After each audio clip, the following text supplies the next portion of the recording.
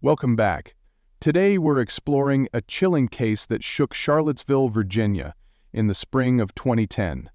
As the prosecution stated during the trial, we found her lying face down, barely recognizable from the blows, her eyes swollen shut.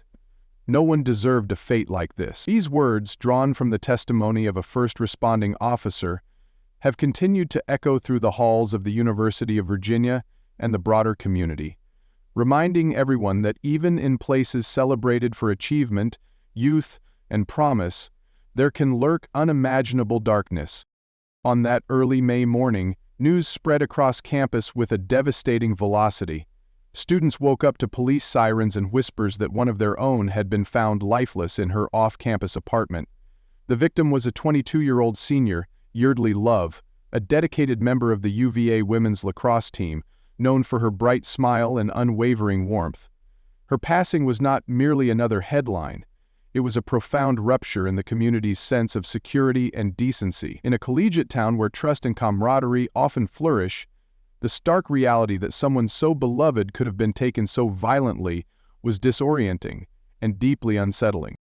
Everyone on campus that day struggled to make sense of the tragedy. The local newscasts broadcast images of patrolling squad cars outside her apartment building, students huddled together, some weeping openly on the manicured lawns, where just hours earlier they might have studied under the gentle sun or tossed a ball around. The once innocent chatter in coffee shops turned to hushed tones of disbelief and grief. Faculty members, some of whom knew Yeardley personally, canceled classes or took time to speak openly about trauma, loss, and the need for resilience. In the aftermath, the entire lacrosse community, men's and women's teams alike, found themselves in a painful spotlight. This was a world of competitive athletics, a place where pride in performance and tradition could sometimes overshadow the stresses and emotional tolls that individuals carry. The accused, George Huguely V, was no stranger. He was a talented, charismatic athlete on the men's lacrosse team, a familiar figure who had once been seen laughing and joking in the corridors of the athletic buildings. For many, the notion that these two had not only known each other, but had been intimately involved, and that one would end the other's life, was incomprehensible.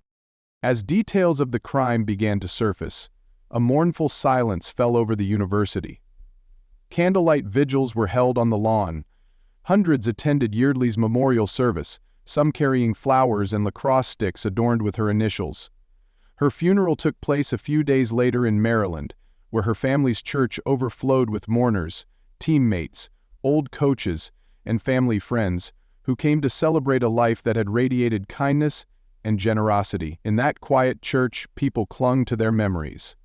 Yeardley helping a freshman move boxes, Yeardley volunteering for a children's sports camp, Yeardley always with that caring twinkle in her eye. Those who could not attend in person watched the live-streamed memorial through tear-filled eyes, leaving messages on social media. R.I.P. Yeardley, we'll always remember you. Before this tragedy, Yeardley Love had been just one of many students finishing their final semester. She was 22, born and raised outside Baltimore in Cockeysville, Maryland, part of a close-knit family that had always been involved in her life. Her mother, Sharon, and her sister, Lexi, formed a trio of steadfast support around Yeardley as she navigated school, sports, and personal relationships. They were a modest, loving household, never ostentatious, but always comfortable enough to ensure Yeardley had the best possible opportunities. From an early age, she showed an aptitude for athletics, joining youth lacrosse leagues as a child, encouraged by a community that valued sporting excellence. Her family's home was cozy and warm, decorated with framed family portraits and trophies from various competitions that Yeardley had excelled in. Hers was a life of regular weekend trips to visit relatives, Sunday family dinners, and late-night chats about school and the future. To those who knew her at UVA, Yeardley was dedicated to the routine of a student athlete. Early morning conditioning sessions on the practice fields, a quick shower before heading to class, afternoons reviewing plays on the lacrosse field, evenings immersed in study sessions at the library. Outside of athletics, she loved simple pleasures, coffee at the corner cafe, late-night group study sessions over pizza, and spontaneous drives into the countryside with friends. In her downtime, she watched comedies, wore comfortable hoodies bearing the UVA crest, and posted cheerful pictures on Facebook, capturing moments of silliness and friendship. She had a warm, empathetic personality that professors noticed in class discussions.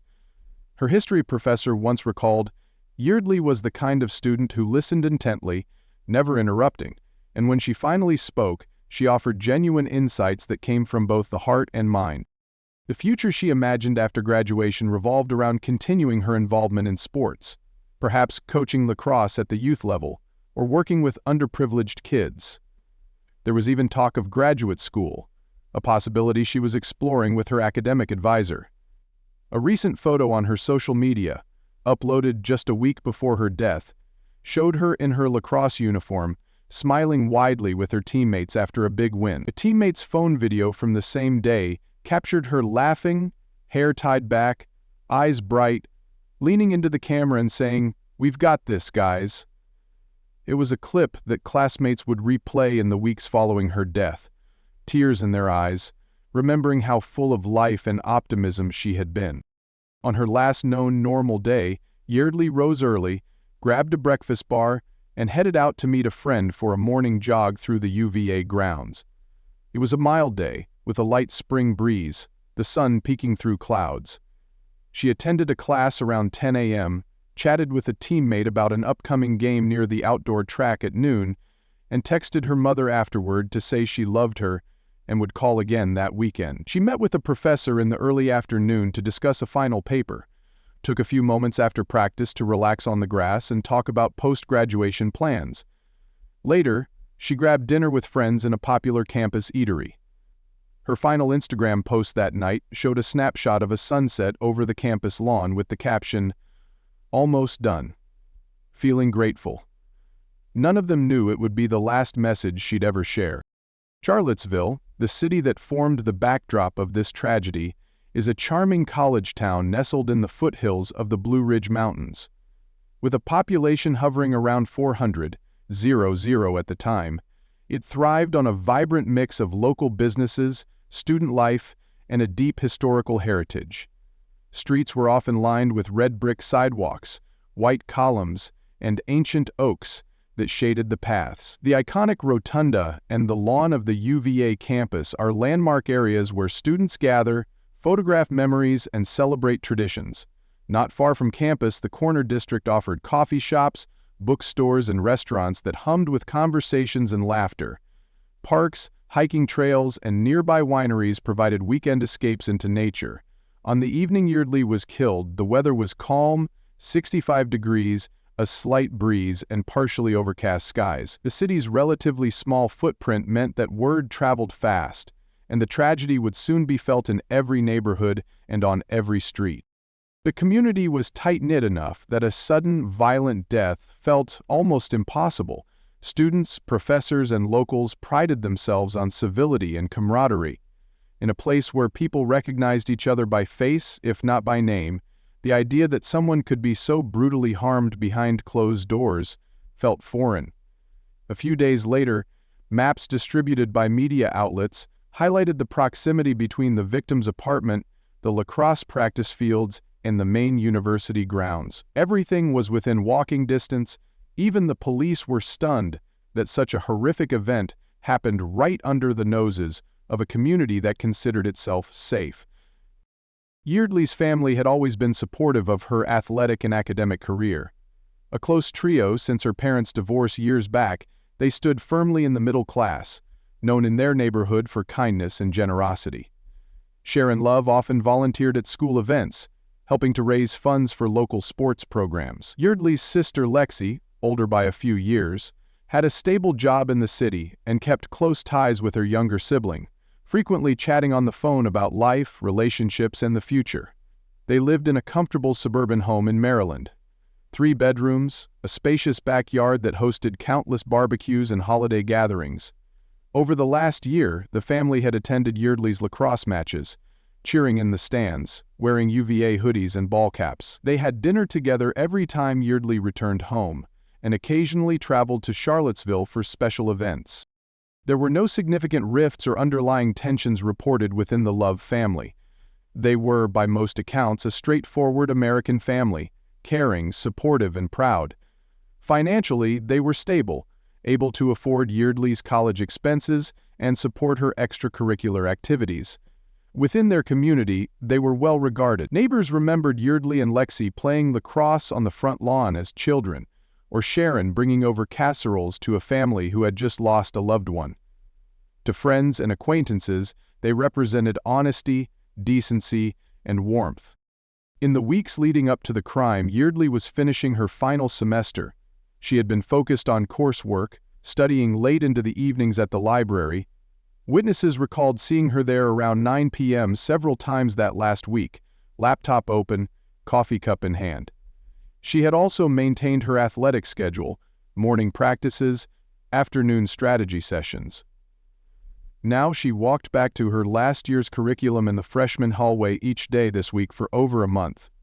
A classic. On the day before her death, security cameras at the university gym captured her coming in at 7:15 a.m. for a light workout.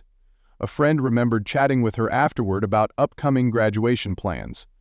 Her phone records indicated routine calls to family and friends, no distress signals or unusual conversations. Her social media presence remained positive, posting updates about exams and sharing motivational quotes. George Huguely V, who would later be charged with her murder, had appeared in her life as a fellow lacrosse player. They had a known but sometimes tumultuous relationship. The evening before the murder, CCTV footage from a local bar caught him socializing with friends, wearing a UVA lacrosse sweatshirt. According to witness accounts from that night, he seemed agitated and was overheard discussing something about Yeardley. Around 11:45 p.m., a neighbor's porch camera caught him walking past Yeardley's building in a hurried manner. Phone records revealed he tried calling her multiple times, with no answer. The last 24 hours of Yeardley's life seemed normal to an outside observer. She attended practice, met a friend at a cafe, scrolled through her phone to like a few Instagram posts, texted her mother around 6:30 p.m. to say she was excited to see her for graduation. The weather that night was mild and quiet, the campus dimly lit by street lamps. Social media activity from Yeardley ended around 10:15 p.m., when she commented on a friend's post about an upcoming trip. George Huguely V was 22 at the time of the crime. He hailed from a well-to-do family in Chevy Chase, Maryland. His upbringing was privileged, marked by private schooling and athletic pursuits. Friends recalled that George's family placed a strong emphasis on success, both academic and athletic, and he thrived in competitive lacrosse environments. He attended private prep schools, known for producing top collegiate athletes. At UVA, he was celebrated as a key player on the men's lacrosse team, admired for his athletic prowess, but also noted for a certain volatility beneath his confident exterior. In high school, George had been disciplined a few times for minor infractions, underage drinking, aggressive behavior at parties, but these incidents were often brushed aside by those close to him as just boys being boys. Online, he maintained a social media presence filled with images from lacrosse games, parties, and beach vacations. While he posted no explicit threats, there were occasional unsettling references to drinking and a tough guy persona. Teammates described him as charming when sober, but when alcohol mixed with frustration, he could become erratic. One former classmate, testifying at trial, said, "He was either your best friend or someone you tried to avoid when he was drinking. There was no in-between." Psychological evaluations during the trial hinted at deep-seated issues. Some expert witnesses pointed to patterns of anger management problems and entitlement that had gone unchecked for years. He had a known relationship with Yeardley that ended badly. Reports suggested he had grown jealous, suspicious, and controlling. There was a previous incident in 2009 when he allegedly got physical with her, witnessed by a friend who later testified in court. That earlier incident didn't lead to legal action, but it set a precedent for what could come. Emails recovered from his computer hinted at escalating tensions, accusations of infidelity, and resentment. The prosecution argued that George had shown patterns of aggression, and that on the night of the murder, this aggression exploded into lethal violence. Bruce Shanklin, co-founder of Cleveland, refers to this group as the only group he ever felt would solve something valuable. By all accounts, George had opportunities. He could have channeled his competitive nature into post-collegiate sports or a professional career related to athletics. Before the tragedy, scouts and alumni often attended UVA lacrosse matches to spot upcoming talents. But his future was cut short by his choices, culminating in the most violent act of his life, taking Yeardley's. On that fatal night of May 3, 2010, the timeline was reconstructed down to the minute. Around 11:50 p.m., Yeardley returned to her apartment. She locked the door behind her and responded to a friend's text saying, "Good night, talk tomorrow." CCTV footage outside her building showed no unusual activity until 2:15 a.m., when a figure believed to be George approached her front door. It was a quiet, still night. The temperature hovered around 60 degrees. According to phone records, George had made a series of calls to Yeardley that went unanswered. Witnesses in nearby apartments reported hearing raised voices and thumping sounds shortly after 2:30 a.m. One neighbor said, "I thought maybe someone was moving furniture in the middle of the night." The method of the crime, as pieced together by police and forensic experts, was shockingly direct. The door appeared to have been forcibly kicked in. Inside, the tiny living room showed signs of a struggle: an overturned coffee table, a lamp knocked to the floor. In Yeardley's bedroom, investigators found her lying face down, blood matted in her hair. The room was partially lit by the glow of a computer monitor that had been left on. Parts of the body were ruptured and half of it smoked, a hole from which body parts had been left on. The forensic evidence, later presented in court, included fragments of wood from the splintered door frame embedded in George's shoes, as well as his DNA under Yeardley's fingernails. Officers on the scene recorded the temperature and conditions. It was a mild night, windows slightly ajar to let in fresh air. Outside, a faint moonlight illuminated the quiet street. Physical evidence included a bloody T-shirt that matched George's size and a note he had written earlier, found in his apartment, ranting about trust and betrayal. Phone records placed him in the vicinity of Yeardley's apartment at the time of the murder. The coroner's report detailed blunt force trauma to Yeardley's head. CCTV footage from a nearby street camera showed George running away at approximately 3 a.m. A resident's dog barked incessantly around that time, likely alarmed by the commotion. The initial investigation began before dawn. Police were alerted when a roommate returned home and found Yeardley's lifeless body at 2:45 a.m., screaming for help. By 3:20 a.m., the apartment was cordoned off. Detectives combed through the rooms methodically, collecting fibers, photographing blood spatters, and bagging electronic devices. Forensic teams worked through the early morning hours, securing any piece of evidence that might indicate who had been there and why. Community involvement was immediate. Students stepped forward with sightings, text messages, and even saved voicemails. The local news provided updates every hour, broadcasting urgent pleas: "If you have information, please contact the Charlottesville Police Department." Investigators reviewed surveillance footage from multiple cameras. They collected statements from neighbors who recalled overhearing arguments in the days prior. One neighbor said, "I heard them fighting before. It got heated, but I never thought it would end like this." Police requested phone records from both Yeardley and George. These showed a pattern of frequent contact, numerous messages from George that night going unanswered as the hours grew late.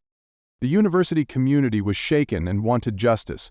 Posters appeared around campus urging anyone with information to come forward. On social media, classmates shared condolences and demanded accountability. The police held a press conference on the afternoon of May 3, stating, "We have a person of interest and are working diligently to piece together the final moments of Ms. Love's life."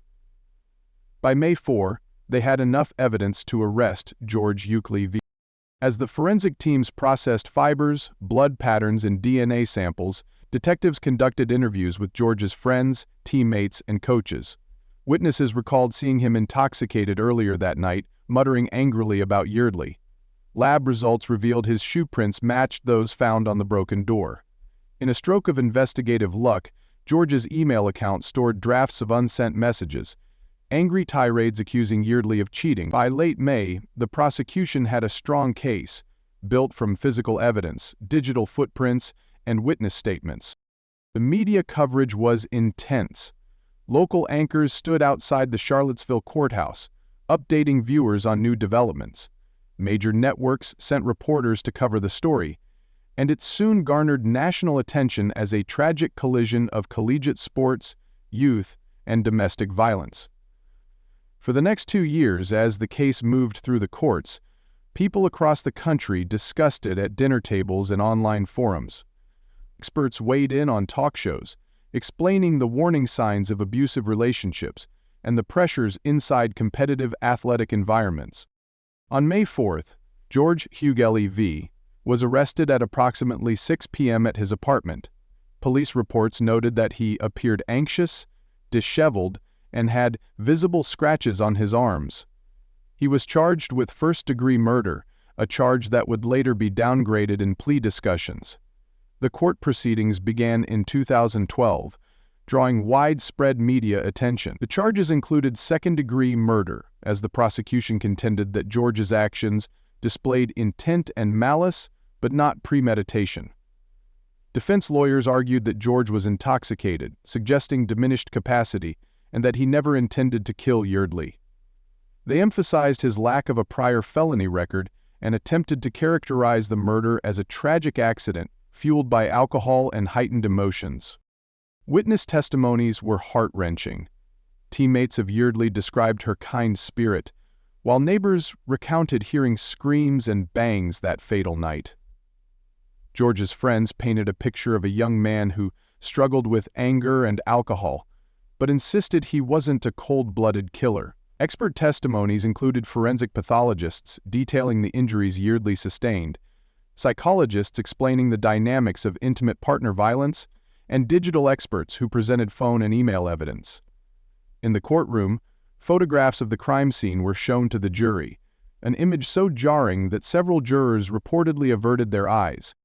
The prosecution's approach was straightforward: present the physical evidence, highlight George's history of aggression, show the timeline leading to the break-in, and argued that he acted with reckless disregard for Yeardley's life. The defense strategy tried to introduce doubt, suggesting that Yeardley's injuries were not all inflicted by George and that his intent was not murder. After weeks of testimony, the jury returned a verdict of guilty on second-degree murder.